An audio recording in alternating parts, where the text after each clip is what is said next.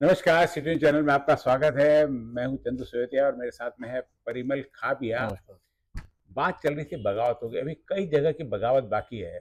हम चर्चा कर रहे थे कि कहाँ बगावत होती है। अब इतनी जगह बगावत होगी कि हमको ये पता लगाना है कि कहाँ बगावत बाकी है।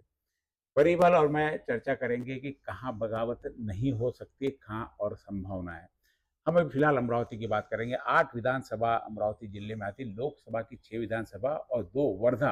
लेकिन अमरावती डिस्ट्रिक्ट में से 8 विधानसभा, मोर्शी और धामनगांव, ये जो 2 विधानसभा है, ये लोकसभा के समय वर्धा क्षेत्र में चली जाती है, लेकिन डिस्ट्रिक्ट के अनुसार अमरावती में आती है।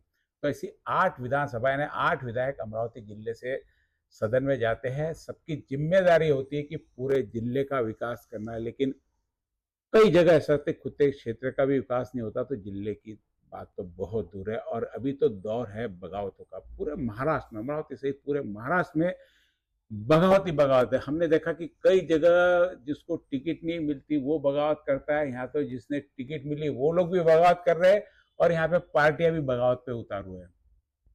पर कैसा देखते हैं आप ये बगावतों को? अभी तो कई जगह की बगावत बाकी है। क्या लगता है, बगावत वहां पे भी होगी? जी, 1960 में जब महाराष्ट्र की संरचना, महाराष्ट्र का निर्माण हुआ, उसके बाद आज 2024 के इलेक्शंस जी मुझे लगता है सबसे रोचक इस बार के जी जी। रहेंगे। 3 पार्टियां एक तरफ है, 3 पार्टियां एक तरफ है, 6 पार्टियों के बीच में द्वंद्व है। और दोनों तरफ सेम विचारधारा, दोनों एक दूसरे के विरोधी विचारधारा, यानी देखिए, अनैसर्गिक युति लेके दोनों पार्टियां चल रही हैं। उसमें भी बड़ी बात यह है कि भाई 3 में से किसी एक पार्टी के उम्मीदवार को टिकट मिलेगा, पर जो 2 पार्टियां बची उसका कोई ना कोई उम्मीदवार आपको वहां बागी के रूप में, बगावत के रूप में दिख रहा है दोनों ही तरफ, युति और महाविकास आघाड़ी। हाँ, महाविकास आघाड़ी में थोड़ा ज्यादा दिखाई दे रहा है क्योंकि वहां पर थोड़ा सा क्या रुस्वा रुस्वी वाला बहुत ज्यादा चलता है नहीं तो सेंटीमेंट। वहां तो महाविकास आघाड़ी के टिकटों के बंटवारे को लेकर ही वहीं से शुरुआत हो गई थी। सबसे पहले कांग्रेस बोल रही थी कि 120 सीट हम लड़ेंगे। उसके बाद में समिट के 90 सीटों पे, 105 पे हुआ, फिर 90 सीटों पे हो गया। 90 सीटों तक आए। 90 सीटों के बाद में डिक्लेयर कर दिया, नहीं तो मालूम पड़ेंगे 60 सीटों पे आ जाए करके। और कांग्रेस इतनी लाचार क्यों हो गई महाराष्ट्र में? लाचार हरियाणा के रिजल्ट के बाद में जी कांग्रेस बिल्कुल। के पस्त हो गए। ऐसा होता है कि भाई युति तोड़ देंगे तो हमारी सीटें हरियाणा के इलेक्शन तक कांग्रेस बहुत बड़े एक मुगालते में कह सकते थी कि भ्रम में, हम मुगालता, ये भ्रम है कि वो है, उसने हरियाणा काबिज कर लिया, महाराष्ट्र की बारी है, ये स्लोगन भी चले थे। पर रिजल्ट में बहुत उनकी अपेक्षा के विपरीत चीज है। हरियाणा तो झांकी है, महाराष्ट्र में बाकी है। हाँ, ऐसे तो उनको लगा हम झांकी में ही हम पस्त हो गए तो महाराष्ट्र की बात में हम शायद बहुत पीछे रह जाएंगे। और आप एक चीज देखिए, वो अगर शरद चंद्र पवार की पार्टिसिप होती तो वो उससे बहुत अच्छे तरीके से निगोशिएशन हो जाता। लेकिन यहाँ उद्धव बाला साहेब ठाकरे की पार्टी थी जो एग्रेसिवनेस के लिए जानी जाती है। वो पहले कहते हैं, आज भी अगर आप देखेंगे तो संजय राउत का स्टेटमेंट यही है कि भैया हम 100 के ऊपर, हम 100 का सेंचुरी में लगाएंगे। 85 की पहले बात होती है, फिर 90 120 था सबसे पहले। कांग्रेस कांग्रेस 120 पार्टी है ना। कांग्रेस 120 पे लड़ने वाली थी और 100 के ऊपर लड़ने वाली थी ये शिवसेना। तो शरद चंद्र पवार साहब का झुंझुना लेके बैठते थे और उनके जो अलायंस है वो क्या करते थे, तो फिर एक समझौता हुआ 85, फिर लगा रहे चलो अब 90 पे 270 18 मित्र पक्ष के लिए छोड़े। पर इसमें भी कई सीटों पर आप देखोगे मैत्रीपूर्ण लड़त बोल के आगे लड़ रहे हैं। नहीं, अभी उन्होंने मैत्रीपूर्ण, अभी जैसे 1-2 सीटों पर शरद चंद्र पवार की पार्टी भी है, शिवसेना भी है, कांग्रेस भी और ये भी है। अब उनको मान मनोबल चल रहा है कि भाई आप हटाओ आप हटाओ, नहीं तो फिर बाद में उसको एक जामा पहना जाएगा कि भाई ये मैत्रीपूर्ण लड़त है। लेकिन इस मैत्रीपूर्ण लड़त को जो भी, इसका सबसे बड़ा अगर डैमेज किसी को मिलेगा तो कांग्रेस को। कांग्रेस जिस उभार से लोकसभा में आई थी, ये सारी सिचुएशन उसको पूरी तरीके से डिमोलाइज कर रही है। ये कांग्रेस के वरिष्ठ नेताओं को शायद समझ में आ रहा है, क्योंकि तभी राहुल गांधी ने अपनी नाराजगी व्यक्त की है कि हमें वो सीटें नहीं मिली जो हम चाहते थे, हम उतनी सीटों पर प्रतिनिधित्व नहीं कर पा रहे जितने हमें जरूरत थी। तो इसका बैड इफेक्ट नहीं कार्यकर्ताओं को मैंने भी पूरा इसमें गौर किया। कई साल से हम लोग इनकी रणनीति देख रहे हैं। यदि महाराष्ट्र में कांग्रेस इस बार युति नहीं करती तो मुझे नहीं लगता कि किसी प्रकार का सीटों का उसका नुकसान होता था। मुझे लगता है उल्टा अभी जो आएगी उससे ज्यादा सीटें लेके आ सकती है, ऐसा मेरा मानना है। क्या हो गया, इस समय कांग्रेस के कार्यकर्ताओं में जोश है, जी। एक लोकसभा के इलेक्शन है, लोकसभा में सबसे बड़ी पार्टी महाराष्ट्र में बनी कांग्रेस, तो एक होता है ना, एक पॉजिटिव इंटेंट के साथ थे, बट इनका आपस में इतना कॉन्फ्लिक्ट घमासान चल रहा है, ऊपर से चल रहा है। तो कार्यकर्ता कहीं ना कहीं डिमोरलाइज होता है। वही अगर आप देखेंगे तो यूटी के इसमें बीजेपी हाशिए पे आ चुकी थी। हरियाणा के इलेक्शंस के बाद कार्यकर्ताओं में जोश का संचार हुआ और बीजेपी ने अपने सबसे ज्यादा 150 अभी, तो वो बीजेपी अपने इस पर अडिग रही, क्योंकि बीजेपी को पता था कि अब हरियाणा में जब वो काबिज कर सकते हैं। बीजेपी के पास में अडिग रहने के कारण भी है, उसके पास पावर है, अभी फिलहाल सत्ता में भी है और उनका कैडर बेस बहुत बड़ा है, कैडर बेस भी है, केंद्र से पूरा सपोर्ट उनको है। कांग्रेस के पास सपोर्ट करने के लिए क्या, उसको तो मानने के अलावा, लेकिन क्या होता, मैंने देखा कि क्यों युति इन्होंने की, क्योंकि जो बड़े नेता है वो जहां से उनको लड़ना, वो उनको अपनी सीट बचानी, यदि वो युति से बाहर जाते हैं तो उनको लगता है कि मेरा वोट बैंक चल जाएगा, मेरी सीट नहीं आएगी। तो ये 10-12 नेताओं ने पूरे महाराष्ट्र की कांग्रेस को हाशिए पे लगा दिया। देखिए ना उस किस तरीके से कांग्रेस अगर देखा जाए तो कांग्रेस ऐसा लग रहा है कि अपने शैशव काल में आ रही है। ऐसा मुझे लग रहा है कि जहां आपने एग्रेसिवनेस लेना चाहिए था, वहां पर आप 2 कदम पीछे हट रहे हो। और किस लिए कि ऐसा नहीं कि आप पीछे हट रहे तो आप क्या बगावत या फिर ये नहीं, या फिर बहुत सब ठीक है, ऐसा नहीं है। कांग्रेस में सबसे ज्यादा बगावत दिख रही है, शिवसेना में दिख रही है, यानी बगावत का सबसे बड़ा फटका मुझे ऐसा लगता है कि महाविकास आघाड़ी को बैठेगा, क्योंकि महाविकास आघाड़ी तो उधर देखिए महायुति को तो इधर ये है बीजेपी है, उसी एग्रेसिव से यहाँ पे शिवसेना है। हाँ, शिवसेना नहीं मान रही मुझे ये होना या नहीं होना।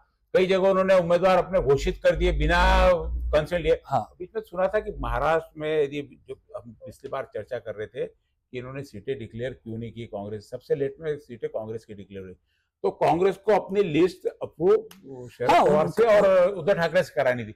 इतनी लाचारी, इतनी मजबूरी क्यों होगी कांग्रेस की? और देखिए आज एक संजय राउत जी का एक बयान भी आता है कि देवेंद्र फडणवीस हमारे राजनीतिक शत्रु है, मेरा उनसे मैंने पर्सनल में कुछ भी नहीं है। ये इलेक्शन के पहले ये क्यों दिया जाता है? ऐसा कहीं ना कहीं ये चीज समझ में आ रही है कि भाई ये हमारे नेसेसरी अलायंस नहीं है। अगर देखा जाए शिवसेना का नेसेसरी अलायंस कांग्रेस नहीं है या राष्ट्रवादी नहीं है, तो बीजेपी का भी इधर राष्ट्रवादी नहीं है। ये दोनों तरफ देखो, अनैसर्गिक की बातें पुरानी हो गई। नहीं, आप दोनों तरफ दोनों ने अपने समझौते किए हुए हैं। लेकिन इसका बैड इफेक्ट ये इलेक्शन में कैसा दिख रहा है? देखिए, जहां दोहरी तिहरी लड़त दिख रही थी, वहां 5-5 लोगों की लड़त दिख रही है, यानी इतना कंफ्यूजन है। देखा जाए अमरावती जिले में कांग्रेस, अमरावती जिले की कांग्रेस यदि हम बात करें तो जो स्टेट की स्थिति है उससे पूरी दूर हटके है, बिल्कुल हटके। चांदोरले में देखो, वीरेंद्र जगताप एक है, कोई दूसरा नाम, कोई बगावत नहीं। तिवसा तो ऐसा लग रहा कि बाकी वाले भी यशोमती को फॉलन दे देने वाले, उम्मीदवार खड़ा नहीं किया अभी तक, वहां से खड़ा नहीं हुआ है। नाम आ रहा है शिंदे का, अरुण पटोले का बी फॉर्म मिल गया, टिकट मिल रही करके। ऐसे में तो मुझे लगता है यशोमती एकदम, कांग्रेस ने जो अमरावती का कांग्रेस कहती है, हम बात करें तो कांग्रेस सब तरह से यहाँ पे पिछली बार अमरावती की कांग्रेस की, उसके बावजूद भी, उनके जाने के बावजूद भी यहाँ पे जो कांग्रेस के सिंगल है, यहाँ पे कोई बगावत नहीं, अमरावती में नहीं, चांदोरले में नहीं, तिवसा में नहीं, जहाँ जगह, यहाँ तक कि अभी दारनी में कल सीट डिक्लेयर हुई चिमोटे की, वहां पे कांग्रेस के बगावत के आसार, और वहां पे इसके भी नहीं है, महाविकास आघाड़ी के नहीं है। देखिए कैसा है, 2 चीजें हैं। अगर हम बात करें अमरावती की, बात करें अमरावती से पिछले बार सुरभा कोड़ के थी, कांग्रेस है, हम कह सकते हैं उन्होंने बगावत करके इसमें राष्ट्रवादी में गए, उन्होंने पार्टी दूसरी, बगावत तो तब होती कि कांग्रेस के उम्मीदवार उनको टिकट नहीं देते और वो विपक्ष में जाके बगावत, उन्होंने पार्टी चेंज की। लेकिन देखिए यहाँ पर कैसा है, मुस्लिम बहुल अगर हम कहें कि उनके वोट बैंक को, डॉक्टर अबरार प्रहार से लड़ रहे हैं, इरफान AIMIM से लड़ रहे हैं, इसका भी बैड इफेक्ट पड़ेगा। अगर अलीम पटेल है, उसके अलावा बीजेपी के बागी जो अभी तक मैदान में है, जगदीश गुप्ता, वो लड़ रहे हैं। कहीं ना कहीं ये सबका कहीं ना कहीं असर मुझे लग रहा है। पहले 3 के बीच जो मुकाबला है, 5 के बीच में मुकाबला हो रहा है। 5 तो बोल सकते हैं भाई, किसके समर्थन में कौन जाएगा। बडनेरा की बात करते हैं हम, बडनेरा की तो सबसे रोचक है। बडनेरा जितने ज्यादा उम्मीदवार, उतना राणा को फायदा, ये तो दिखती बात है। और आप देखिए ना, मजे की बात है, सुनील खराटे को महुआ से टिकट मिलती है ना, शिवसेना, और जो 5 साल से मेहनत कर रही है, जिनको शायद कहा भी गया था कि आपकी टिकट पक्की है, प्रीति बड़ा, वो निर्दलीय लड़ने के लिए, निर्दलीय लड़ने की, भरत चौधरी का नाम है, सेना से निर्दलीय लड़ेगा, और सेना में फुटम पाटे, बीजेपी में वहां पे उद्धव ठाकरे ने ऊपर इन पर प्रभाव जमा लिया। लेकिन अपने कार्यकर्ताओं को नहीं समझा सके। बिल्कुल। और तुषार भारती बीजेपी से वो भी लड़ रहे हैं, तो कहीं ना कहीं ये जिस तरीके का है, ये मुझे ऐसा लगता है एक तरीके से वॉकओवर देने की स्थिति है रवि राणा के लिए। वहां पे भी और त्यूसा में त्यूसा में अभी तक जब तक आप कैंडिडेट डिक्लेयर नहीं करते, फिर तो पता चलेगा बगावत कितनी होगी। अब बगावत देखो या चांस ही नहीं देना कहते। कांग्रेस की तो बगावत नहीं, महाविकास आघाड़ी तो बगावत नहीं। अब महायुति देखना, महायुति है, महायुति में नाम चल रहा है राजेश वानखेड़े का, किसको सीट आ रही है तक यही क्लियर नहीं है। देखिए ना, कोई अरुण पटेले भी के नाम भी ने नाम चला दिया और बीफॉर्म लेके आ गया। हाँ, देखिए वही तो मैं कह रहा हूँ, यानी ऊपर से बगावत है, शिंदे के टाइम से बगावत। बडनेरा में उन्होंने निशांत हटने को डिक्लेयर कर दिया वहां पे, हाँ शिंदेगढ़ से। नहीं वो कैसे, वो तो वापस लेते क्या लेते। फिर उन्होंने ये किया कि मैंने एक बहुत बड़ा भ्रम फैलाया कि मुझे देवेंद्र फडणवीस ने बुलाया करके, जबकि कहीं कोई ऐसा लोग क्या है चर्चा में आने के लिए। मैं वही कह रहा हूं, अब चुनाव क्या हो गया, चर्चा में आने का काम हो गया। चुनाव लड़ना एक अलग चीज है, मुद्दे और विकास तो बाजू में इतनी दूर जाके बैठा है, आप समझे नहीं। अभी विकास तो प्रायोरिटी में नहीं है साहब। विकास तो अभी तो प्रायोरिटी क्या है, टिकट किसकी मिली, कौन कहां से लड़ रहा है। अभी तो मुझे लगता है उम्मीदवार भी भ्रम में है कि मैंने सुबह कौन सी पार्टी ज्वाइन की थी, अच्छा दोपहर मैंने शायद बदल दी। इस तरीके का इस समय वातावरण है। और ये अगर इस तरीके का वातावरण चुनाव तक रहता है तो मुझे लगता है कि हम असेंबली के बहुत ज्यादा चांस है। 2-3 जगह में सिर्फ कंफ्यूजन, अमरावती में बडनेरा कंफ्यूजन, बाकी जगह मुझे नहीं लगता कि यहाँ पे देखो दरियापुर में भी युति की टिकट इसको है, अभिजीत को है। कोई उसमें ज्यादा नहीं। अभी रमेश बुंदीले ने ये ज्वाइन कर लिया है, यानी युवा सेना। देखिए हम ये नहीं कह सकते कहीं कुछ नहीं है, मैं आपको बार बार बता, अभी रुकिए 29 तक और क्या होगा। आप कैसा है, ऊपर जैसे महाविकास आघाड़ी कमजोर पड़ी, लेकिन यहाँ पे महायुति कमजोर पड़ी है अमरावती में। हाँ। देखा अमरावती डिस्ट्रिक्ट की बात करें, जैसे आपने बताया बुंदेले खड़ा, बुंदेले किसका, महायुति का, बीजेपी का पूर्व आमदार। और मैं बोला लोग ये करते हैं, यहाँ पे आमदार बगावत कौन कर रहा है, युवा स्वाभिमान बगावत करी, किससे? नहीं बगावत, वो मजे की बात है कि अब हम अगर हम मेलघाट की बात करें, मेलघाट के जो एग्जिस्टिंग एमएलए उनको अब तक किसी पार्टी ने उन्होंने पता ही नहीं कि वो हाईरा नहीं है। प्रहार वाले ने झटक दिया कि नहीं खड़े। अभी पहले शिंदे के तरफ थे, शिंदे पहले प्रहार थे, फिर शिंदे के तरफ मिल रही है। इधर बीजेपी ने केवल राम काले को टिकट भी दे दी, इधर से महाविकास आघाड़ी ने भी अपना चिमोटे को दे दिया। इधर इन्होंने प्रहार ने बोल दिया बच्चों उसको राजकुमार पटेल को टिकट नहीं देंगे, तो प्रहार से तो उन्होंने ये कर दिया ना, प्रहार से बाहर निकल गए। कई बार नहीं होता, वापस आए थे घर वापस, जय सुनील की घर वापस नहीं तो क्या हो सकता है ना, ये उन पर जो लगे भ्रष्टाचार का आरोप है उसका भी किसी ने संज्ञान लिया। राणा ने 150 करोड़ का भ्रष्टाचार का आरोप लगाया तो बड़ी चुनाव के समय पे। बिल्कुल वो भी सारे निकलेंगे मामले पूरे बाहर, बिल्कुल, और वो निकालेंगे क्योंकि इसलिए शायद हो सकता है बच्चू करोड़ ने भी उनको ये कर दिया, उन्होंने शिंदे ज्वाइन किया, शिंदे को पता लगा किस टाइप से, इसलिए कुछ बिल्कुल हो सकता है। तो यानी कि सबसे दयनीय स्थिति अगर महाराष्ट्र अमरावती की बात करें तो मुझे लगता है कि सबसे दयनीय स्थिति इस समय मेलघाट के जो पूर्व आमदार, अभी के जो थे वहाँ का होगा, देवेंद्र बुआर का कहीं पता नहीं है। देवेंद्र वहां से यावलकर का नाम चल रहा है बीजेपी की ओर से।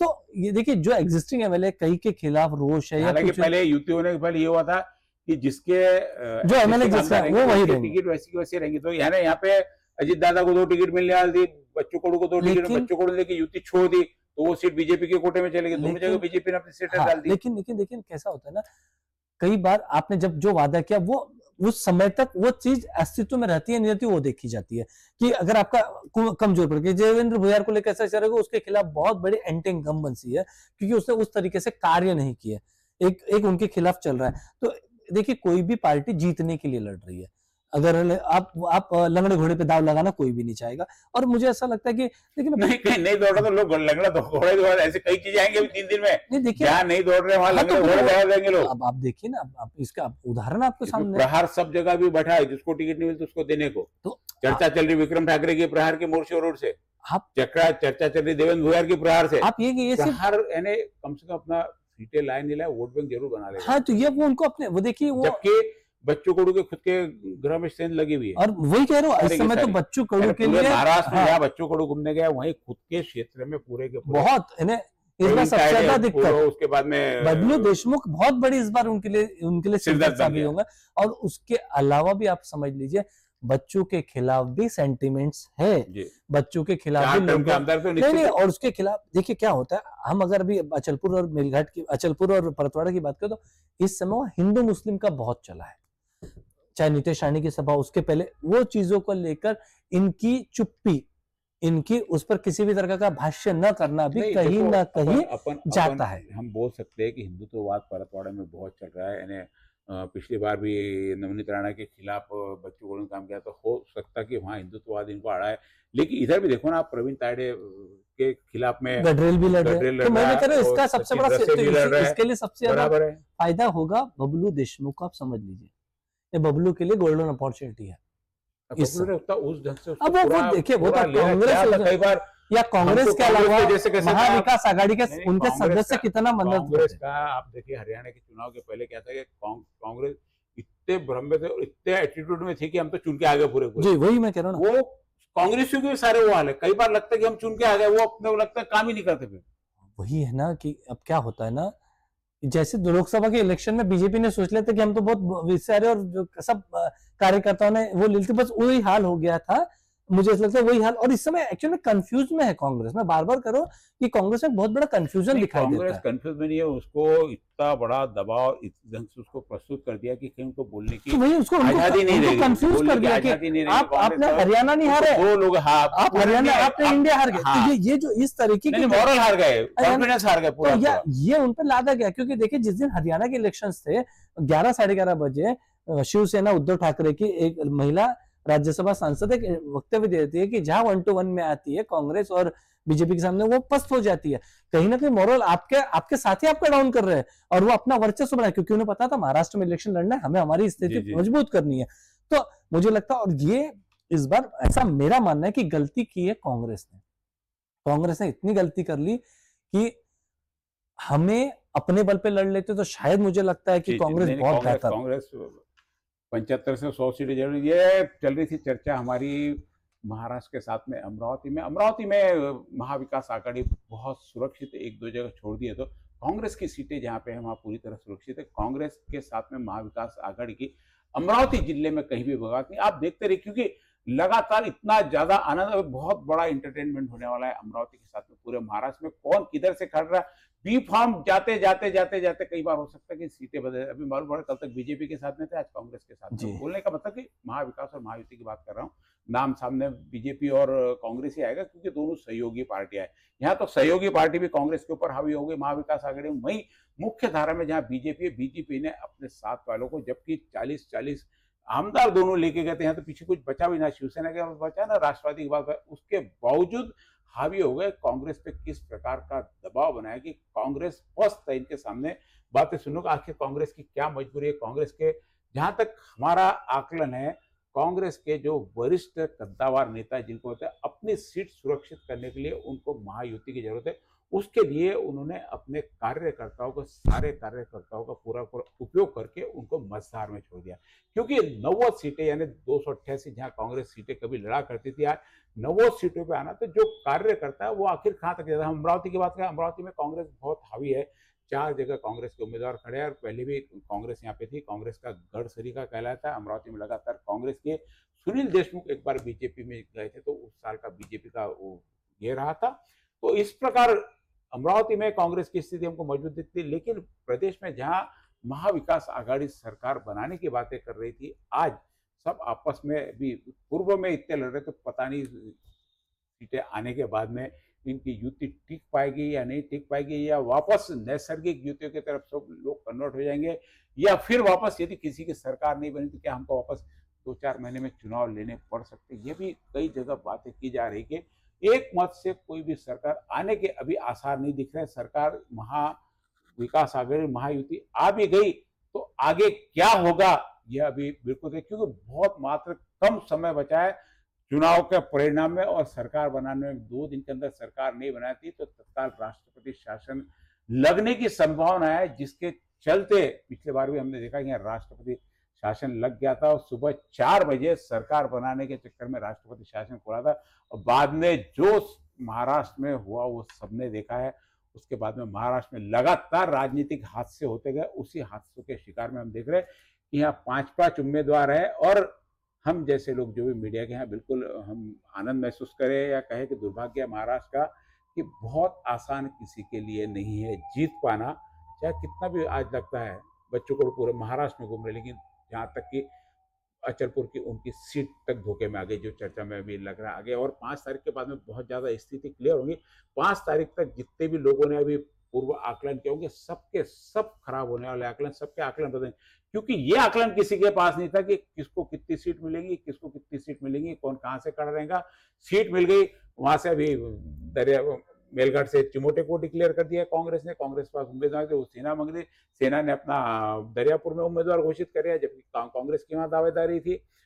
सब जगह ऐसी दावेदारी चलते चलते सीटें मेरी ज्यादा खड़ी है। अब आने की संभावना कितनी है तो वक्त बताएंगे। आप बने रहिए सिटी न्यूज चैनल के साथ में, लगातार आपको ऐसी मनोरंजनात्मक युतियां और किस्से देखने को मिलेंगे। हम आपके साथ में पुनः पेश होंगे, तब तक के देखते रहिए सिटी न्यूज। नमस्कार। नमस्कार।